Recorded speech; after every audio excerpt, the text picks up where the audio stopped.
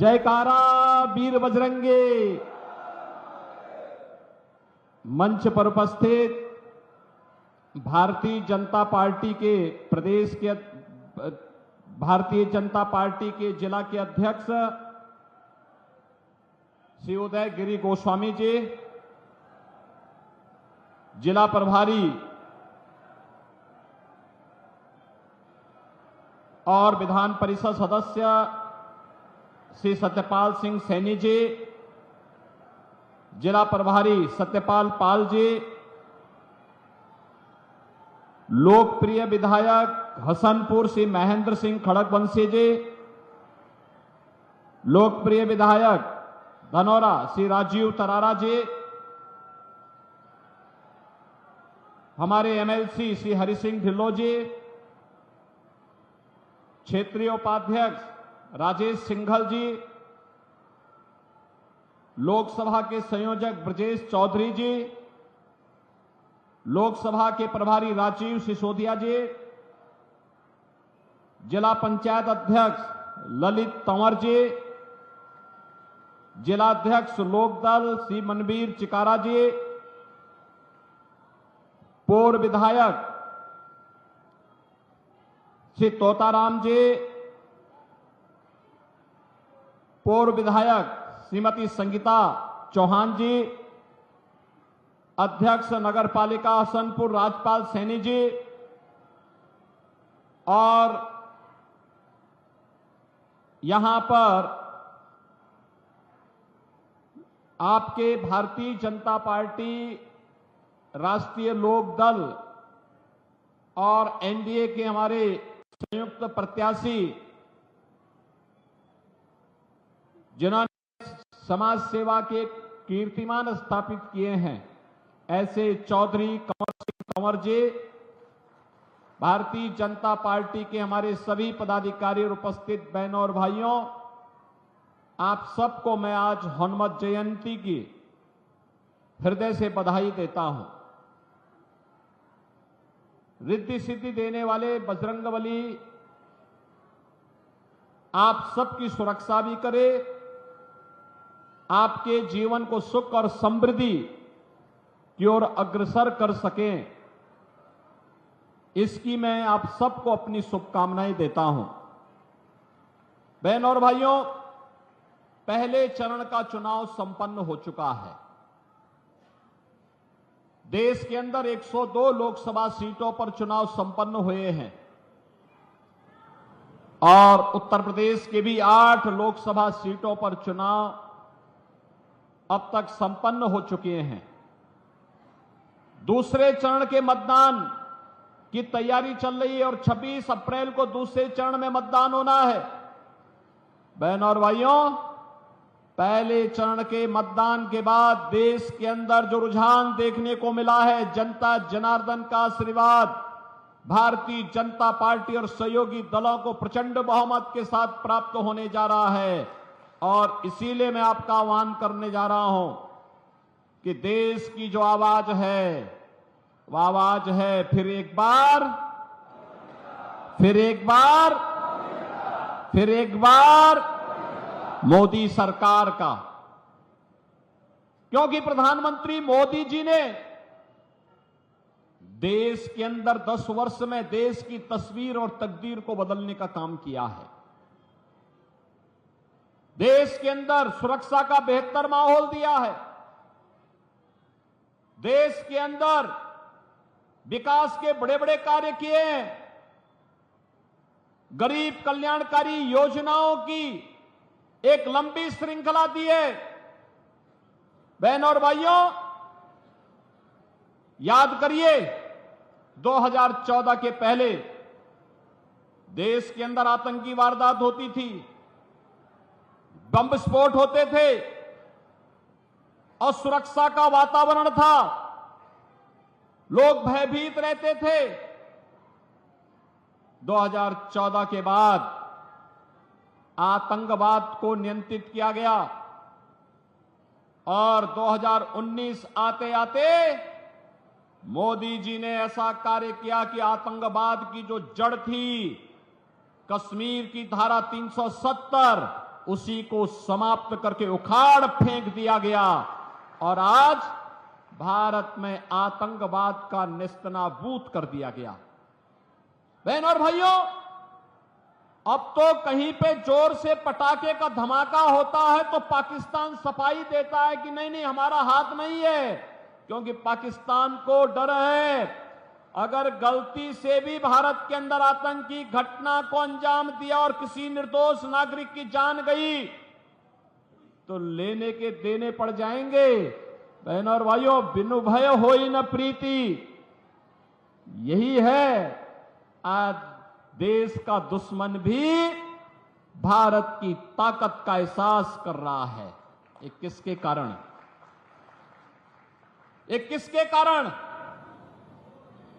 मोदी जी के कारण, कांग्रेस के कारण नहीं। कांग्रेस के समय में तो आतंकी वारदात होती थी, एक कानों में तेल डाल करके चुपचाप सो जाते थे, आंखों में चश्मा लगा करके ये लोग चुपचाप अनदेखी कर देते थे, कहते थे हम देख रहे हैं, देख रहे हैं, देखेंगे। अनदेखी करते हुए भी कहते थे कि हम देख रहे हैं, देखेंगे, और आतंकी अपनी वारदात को आगे बढ़ाता था। और समाजवादी पार्टी तो उससे भी 2 कदम आगे बढ़ गई। इतनी बेशर्मी की इन्होंने, इतनी बेशर्मी की कि जिन लोगों ने अयोध्या में राम जन्मभूमि पर हमला किया था, जिन लोगों ने काशी में संकट मोचन मंदिर पर हमला किया था, उन आतंकवादियों के मुकदमों को समाजवादी पार्टी ने वापस लेने का दुस्साहस किया था। तो हम धन्यवाद देना चाहेंगे न्यायपालिका को कि इन्होंने समाजवादी पार्टी की इस मंशा को पूरा नहीं होने दिया। और उस समय कोर्ट ने तीखी टिप्पणी की थी समाजवादी पार्टी पर, समाजवादी पार्टी की सरकार पर, कहा था आज आतंकवादियों के मुकदमे वापस ले रहे हो और कल बड़ी बेशर्मी के साथ इन्हें पद्म पुरस्कार से नवाज करके देश की जनता की सुरक्षा के साथ खिलवाड़ करोगे, ये नहीं होने देगी न्यायपालिका। बहनों और भाइयों, ये लोग देश की सुरक्षा की क्या बात करेंगे? कौन सी सुरक्षा की लोग बात करना चाहते हैं? और यही बात विकास की मैं करना चाहता हूं। बहनों और भाइयों, हाईवे कैसे बनने चाहिए, अमरोहा से ज्यादा कौन जान सकता है? अमरोहा से दिल्ली की दूरी है मात्र 165 किलोमीटर और 14 के पहले 165 किलोमीटर की दूरी को तय करने में लगते थे 5 घंटे। मोदी जी के नेतृत्व में जब सरकार आई, आज यही दूरी मात्र 2 घंटे में तय होती है, मात्र 2 घंटे में। कांग्रेस आपके समय की कीमत को नहीं समझती थी, कांग्रेस आपकी सुविधा को नहीं समझती थी। कांग्रेस न रेलवे का विकास कर पाई, न हाईवे का विकास कर पाई, और आज तो हम अमरोहा जनपद को गंगा एक्सप्रेसवे के साथ जोड़ रहे हैं। अब दिल्ली जाना होगा तो 1.5 घंटे में, और लखनऊ जाना होगा तो 4 घंटे में, प्रयागराज जाना होगा तो 6 घंटे में आप प्रयागराज की दूरी भी पूरा कर सकते हैं। बहनों और भाइयों, गंगा एक्सप्रेसवे की एक सौगात भी इस जनपद को प्राप्त हो रही है। रेलवे हो या हाईवे, एक्सप्रेसवे हो या फिर हर घर नल की योजना, 1 डिस्ट्रिक्ट 1 मेडिकल कॉलेज की बात हो, या देश के अंदर वर्ल्ड क्लास जो सुविधाएं हैं, इन सभी को आगे बढ़ाने के लिए किस हद तक कार्य हुए हैं, आज ये अभिनंदनीय है।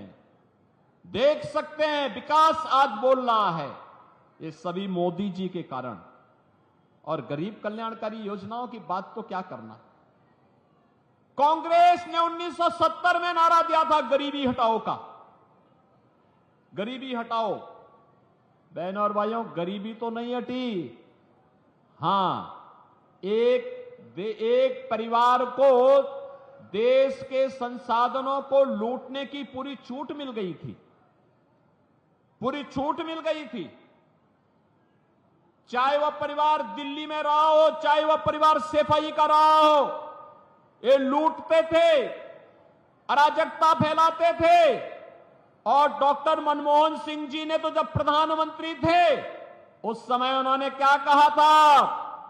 उन्होंने कहा था कि देश के संसाधनों पर पहला अधिकार मुसलमानों का है, तो हमारा दलित कहां जाएगा, पिछड़ा कहां जाएगा, एक खड़गवंशी कहां जाएगा, पाल कहां जाएगा, सैनी कहां जाएगा, गरीब कहां जाएगा, किसान कहां जाएगा, माताएं और बहनें कहां जाएंगी, नौजवान कहां जाएंगे?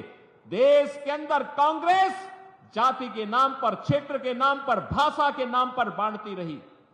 गरीब भूखों मरता रहा, किसान आत्महत्या करता रहा, नौजवान पलायन करता रहा। और एक कांग्रेसी और उनके सहयोगी दलों को आज जो इंडी गठबंधन के रूप में आपके पास आए हैं, बहनों और भाइयों, ये देश के साथ गद्दारी किए हैं और फिर गद्दारी करने के लिए अपने झूठे घोषणा पत्र के साथ आपके पास आए हैं। आज कांग्रेस का जो घोषणा पत्र है उसको आप देखेंगे, क्या कहते हैं? कहते हैं हमारी अगर सरकार बनी तो हम सरिया कानून लागू कर देंगे। आप बताओ, ये देश बाबा साहब भीमराव अंबेडकर के द्वारा बनाए गए संविधान से चलेगा या किसी शरीयत से चलेगा? भारत संविधान से चलेगा। बाबा साहब भीमराव अंबेडकर के द्वारा बनाए गए संविधान से भारत चलेगा, न कि किसी शरीय कानून से। कांग्रेस के लोग अपने घोषणा पत्र में इस बात की चर्चा करते हैं कि हम व्यक्तिगत कानून को लागू करेंगे, यानी शरिया कानून लागू करेंगे, क्योंकि मोदी जी ने 3 तलाक की प्रथा को रोक दिया, पूरी तरह रोक लगा दी, उस पर लगाम लगा दी। और उसको कहते हैं कि हम फिर से व्यक्तिगत कानून पुनर्बहाल करेंगे। ये लोग शरिया कानून लागू करेंगे और कहते हैं कि हम लोग जनता की प्रॉपर्टी को हत्या करके, ले करके उसके माध्यम से फिर उसका बंदर बांट करेंगे। बहनों और भाइयों, क्या आप कांग्रेस और समाजवादी पार्टी को अपनी संपत्ति पर डकैती डालने की छूट देना चाहते हैं क्या? अरे आपके बाप दादों ने कमा करके संपत्ति रखी है, देखो ना इन बेशरमों की हालत। एक तरफ आपकी संपत्ति पर इनकी कुदृष्टि है और दूसरी तरफ माफिया और अपराधियों को अपने गले का हार बना करके कैसे उनके नाम पर फतिया पड़ रहे हैं, आपने देखा होगा इनके हाल को। देखा है ना, देखा है ना। और मैं यहां की जनता को तो धन्यवाद दूंगा। मैं 2017 में जब आया था यहां, इसी महेंद्र खड़गवंशी के प्रचार में मैं आया था, यहीं पे सभा हुई थी 2017 में भी और 2022 में भी। और बहनों और भाइयों, तब 2017 में मैंने कहा था, कबीरदास जी ने एक बार कहा था कि अपने पुत्र के बारे में उन्होंने कहा था कि उससे छुटकारा पाना चाहते थे। उन्होंने कहा कैसा पूत कमाल।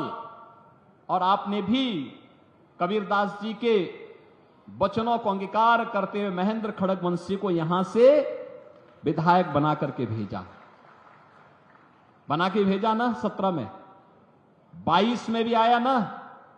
और देखो उन्होंने यहां पर विकास के कार्यक्रमों को आगे बढ़ाया। विकास के कार्यक्रम, आश्रम पद्धति का विद्यालय हो, चीनी मिल के विस्तारीकरण का हो, और भी यहां के अन्य कार्यक्रमों को, विकास के कार्यक्रमों को लेकर के चल करके जो सपना कभी स्वर्गीय बाबू कल्याण सिंह जी का था, उस सपने को साकार करने के लिए महेंद्र खड़गवंशी चौधरी कंवर सिंह तंवर के साथ मिलकर के लगातार प्रयास करते रहे। बहनों और भाइयों, आप सोचो, सरदेव कल्याण सिंह जी की भावनाओं के अनुरूप आज अयोध्या में भगवान राम का भव्य मंदिर बन गया है। बन गया ना, अयोध्या में राम मंदिर का निर्माण हो गया ना। अब कोई संदेह है क्या? अभी भी कोई संदेह है किसी को? और आप सोचिए, जब कल्याण सिंह जी का देहांत हुआ तो समाजवादी पार्टी के लोग गए भी नहीं। अपमान क्या था इन्होंने? स्वर्गीय कल्याण सिंह जी का। और इसीलिए आज मैं आपसे कहने के लिए आया हूं कि गरीबों के हकों पर डकैती डालने वाले आज मोदी जी के शासनकाल में 80 करोड़ गरीबों को फ्री में राशन की सुविधा का लाभ मिल रहा है। क्या किसी का चेहरा देख करके राशन दिया जा रहा है? गरीब, दलित, वंचित, अति पिछड़ा, हर जाति का गरीब जो भी होगा उसको राशन मिल रहा है। और जो बचे होंगे उनके भी फॉर्म भरे जा रहे हैं। कहा जा रहा है इसके बाद 100% सैचुरेशन की तरफ हम लोग चलेंगे। सैचुरेशन के लक्ष्य को पूरा करने के लिए जो वंचित होगा सबको मिलेगा। 60 करोड़ गरीबों को 5 लाख रुपए की आयुष्मान भारत की सुविधा। और अब तो हमने ये भी व्यवस्था की है कि जिसके पास आयुष्मान भारत का कार्ड नहीं बन पाया, मेरे पास मेरा कोई विधायक, कोई पदाधिकारी या पीड़ित भी पत्र लिख देता है तो मैं उसके जनधन अकाउंट में सीधे लखनऊ से पैसा भेज देता हूं कि भाई उपचार करा लो, कोई समस्या नहीं, सरकार उनकी है। बहनों और भाइयों, मोदी जी ने 50 करोड़ गरीब परिवारों के जनधन अकाउंट खोल दिए। क्या कर रही थी कांग्रेस 60-65 वर्षों तक? समाजवादी पार्टी की 4-4 बार सरकार थी, क्या कर रहे थे लोग? मोदी जी ने 12 करोड़ परिवारों के घर में शौचालय बना दिए। 10 करोड़ गरीब महिलाओं को, 10 करोड़ परिवारों को रसोई गैस का फ्री में कनेक्शन उपलब्ध करवा दिया। 12 करोड़ गरीबों के घर में शौचालय बना दिए गए। 4 करोड़ गरीबों के मकान बनाए गए और कहा है भी 3 करोड़ और लोगों को मकान देंगे। 3 करोड़ अगले 5 वर्ष में 3 करोड़ अन्य लोगों को। 3 करोड़ का मतलब 300 लाख। बहनों और भाइयों, यानी हर व्यक्ति अभी से मकान पाने के लिए जो वंचित रह गया उसको भी मकान मिलेगा। इसका आश्वासन मोदी जी ने दे दिया। यही मोदी की गारंटी है। 2.5 करोड़ घरों में बिजली का कनेक्शन पहुंच गया। मोदी जी को तो 10 ही साल हुए। ये कांग्रेसी क्या कर रहे थे 65 वर्षों तक? समाजवादी पार्टी को 4-4 बार मौका मिला। क्या कर रही थी समाजवादी पार्टी? बहुजन समाजवादी पार्टी को भी मौका मिला। क्या कर रहे थे ये लोग? केवल लूट करके अपने परिवार का भर रहे थे। इनको गरीबों की चिंता नहीं थी। इंदिरा गांधी ने जो नारा दिया गरीबी हटाओ का, पोता भी तोते की तरह वही रट रहा है कि गरीबी हटाएंगे। और कैसे हटाएंगे? कह रहे हैं कि जिसकी संपत्ति होगी उसको हड़प लेंगे, फिर उसको हम लोग दूसरों को बांट देंगे, बंदर बांट कर देंगे। ये बंदर बांट इनका जो है ना, इसी के लिए हम लोग आए हैं कि आज जो मोदी जी करने में सफल हुए हैं, इसलिए सफल हुए हैं बहनों और भाइयों, क्योंकि मोदी जी को ताकत आपने दी है। 1 वोट की ताकत है। ये 1 वोट की ताकत आतंकवाद ला सकता है अगर गलत हाथों में जाएगा। और यह आतंकवाद को सीमा पार ही निपटा देगा अगर भाजपा को यह वोट जाता है तो। आज आप देख रहे हो ना, पाकिस्तान जो सफाई देता है वो एक ही सफाई देता है, कहता है कि भारत ने हमारे देश के सभी आतंकवादियों को एक एक करके चुन चुन करके मार दिया। तो क्या आतंकवादियों की आरती उतारेंगे क्या? यही तो करना है हम लोगों को। भाजपा को पड़ने वाला एक एक वोट आतंकवाद को सीमा पार ही निपटा देगा। आपको, आपका भाजपा को मिलने वाला एक एक वोट बेटी और व्यापारी को सुरक्षा की गारंटी दे देता है। कर्फ्यू से मुक्ति और कावड़ यात्रा को ले चलने की गारंटी भी दे देता है। बहनों और भाइयों, आपका एक वोट गरीब के जीवन में परिवर्तन ला करके, कांग्रेस के समय में गरीबी बढ़ी और मोदी जी के 10 वर्ष के कार्यकाल में 25 करोड़ लोग गरीबी रेखा से मुक्त होकर के खुशहाल जीवन जीने के लिए आगे बढ़े हैं, विकास की प्रक्रिया के साथ आगे बढ़े हैं। और कांग्रेस अपनी घोषणा पत्र में कह रही है जो 25 करोड़ लोग गरीबी से मुक्त हुए हैं इनको फिर से गरीब बनाएंगे। क्या आप ऐसे कांग्रेस को वोट देंगे? और तो और पिछली बार जो धोखा हुआ, आपने जिस व्यक्ति को सांसद चुना वह व्यक्ति तो भारत माता की जय भी नहीं बोलता। और पिछली बार किस चुनाव चिन्ह पे आया था, इस बार फिर दूसरे चुनाव चिन्ह पे आ गया। ये हमेशा पहले उसने हाथी का सहारा लिया और जब यहां पूरा चर खा लिया है तो अब वह हाथ का सहारा लेकर के जबरदस्ती यहां के संसाधनों को लूटने का प्रयास कर रहा है। और बेशर्मी की हद देखो, देश की संसद में भारत माता की जय करने से भागता है, कहता नहीं हम नहीं बोलेंगे। आप मुझे बताओ क्या उसको वोट जाना चाहिए? क्या वोट जाना चाहिए? क्या जो भारत माता की जय न बोल सके क्या उसको वोट जाना चाहिए? क्या रहेंगे भारत में, खाएंगे भारत में और भारत माता की जय जयकार नहीं करेंगे? ये कैसे चल सकता है? क्या आप स्वीकार करेंगे? ये भारत के लोकतंत्र को कमजोर करने की साजिश का हिस्सा है, आपके संसाधनों पर डकैती डालने का हिस्सा है, आपकी सुरक्षा में सेंध लगाने की साजिश का हिस्सा है। और इसीलिए हम लोग आए हैं कि बहनों और भाइयों, जो लोग देश के साथ गद्दारी कर रहे हैं, गरीबों के हकों पर डकैती डालने का काम किए हैं, जिन लोगों ने आपकी सुरक्षा में सेंध लगाया है, बेटी और व्यापारी को सुरक्षा दी है, उन सबको चुनाव में खारिज करिए, एकदम एक सिरे से खारिज करिए। क्योंकि सुरक्षा में सेंध लगाने वाले ये आपके लिए खतरनाक हैं, क्योंकि जीवन तो आपका है। भारत माता को जयकार नहीं कर सकते तो देश तो आपका है और वोट भी आपका है। इसलिए बहनों और भाइयों, अपने सुरक्षित जीवन के लिए, उज्जवल भविष्य के लिए, भारत माता को दुनिया की सबसे बड़ी ताकत बनाने के लिए फिर से मोदी जी देश के प्रधानमंत्री बनने आवश्यक हैं। और जो भारत की प्रगति चाहते हैं, भारत की समृद्धि चाहते हैं, वे सभी लोग मोदी जी के समर्थन में हैं, सभी लोग समर्थन में हैं। आप भी यहां से चौधरी कंवर सिंह तंवर को पढ़ने वाला एक एक वोट, एक एक वोट, बहनों और भाइयों, या एक एक वोट मोदी जी को पड़ेगा और विकसित भारत के लिए पड़ेगा। आप सहमत हैं? सहमत हैं? चौधरी कंवर सिंह तंवर को पढ़ने वाला कमल चुनाव चिन्ह पर एक एक वोट है मोदी जी के खाते में जाएगा और विकसित भारत की आधारशिला बनेगा। आप भी सहमत हैं इससे? हमारा देश समृद्ध होना चाहिए, हमारा देश मजबूत होना चाहिए, हमारा देश सशक्त होना चाहिए, आतंकवाद से मुक्त होना चाहिए, हमारा देश किसी भी प्रकार की अराजकता से मुक्त होना चाहिए। सब सहमत है ना? तो 26 अप्रैल को पहला काम मतदान, पहला काम।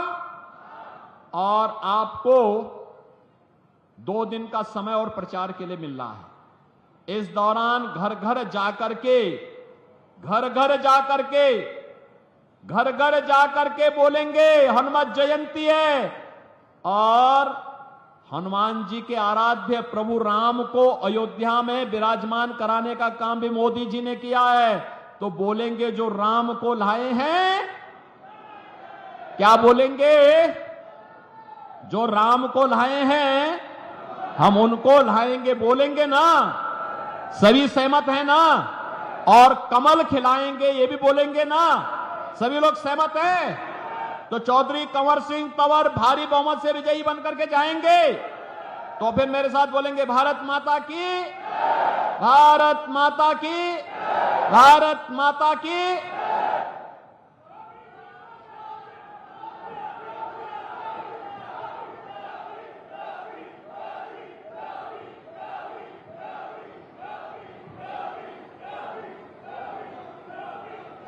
तो भारत माता की जय के नारे के साथ सीएम योगी आदित्यनाथ ने अपनी वाणी को विराम दिया है और इस जनसभा में भारी उत्साह लोगों में देखने को मिला। अमरोहा से ये सीधी तस्वीरें हम आपको दिखा रहे हैं, जहां पर सीएम योगी आदित्यनाथ पहुंचे हुए थे और उन्होंने अभी जनसभा को संबोधित करते हुए क्या कुछ कहा वो भी हमने आपको सुनवाया।